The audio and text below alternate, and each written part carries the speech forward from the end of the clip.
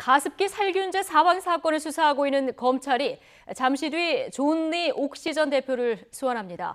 존리 전 대표는 5년 동안 옥시의 최고 경영자를 지냈는데 이 시기가 가습기 살균제 제품 판매량이 가장 많았던 때입니다. 현장 연결해서 자세한 내용 들어보겠습니다. 최두희 기자. 네, 서울중앙지검에 나와 있습니다. 네, 존리 전 대표 오늘 몇 시에 출석이 예정돼 있습니까? 네, 검찰이 존리 전 대표에게 소환을 통보한 시간이 오후 2시입니다. 지금부터 1시간도 채 남지 않았는데요. 존리 전 대표는 피의자 신분으로 검찰 조사를 받게 됩니다.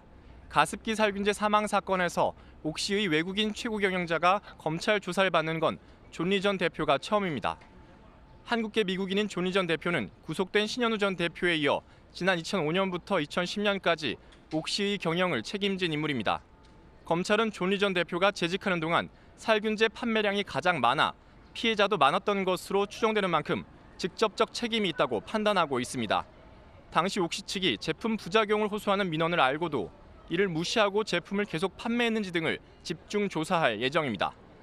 이와 함께 검찰은 이 과정에서 영국 본사가 어떤 역할을 했는지에 대해서도 추궁할 계획입니다.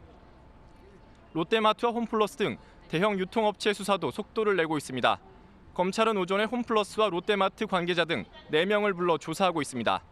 존리에 이어 지난 2010년부터 2012년까지 옥시 경영을 책임진 거라부 제인 전 대표도 수사 선상에 올라 있는데요.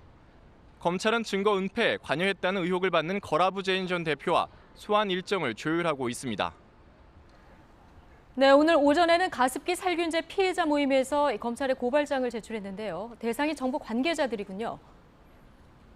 네, 그렇습니다. 조금 전인 오전 11시쯤 가습기 살균제 피해자들이 바로 이곳 서울중앙지검 앞에서 기자회견을 열고 검찰에 고발장을 제출했습니다.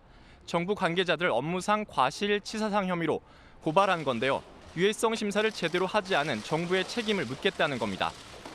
고발 대상은 강현우, 김명자 전 환경부 장관과 가습기 살균제 성분이 승인될 당시의 환경부의 실무진입니다. 피해자들은 정부가 법령에 따른 유해성 심사를 하지 않은 채 가습기 살균제 성분들을 사용하도록 승인하고 위험성이 확인된 뒤에도 내버려둔 혐의가 있다고 주장했습니다. 이어 지금까지도 정부가 책임감 있는 태도를 보이지 않고 있다며 고발을 통해 사고 책임을 묻겠다고 했습니다. 지금까지 서울중앙지검에서 YTN 최두입니다.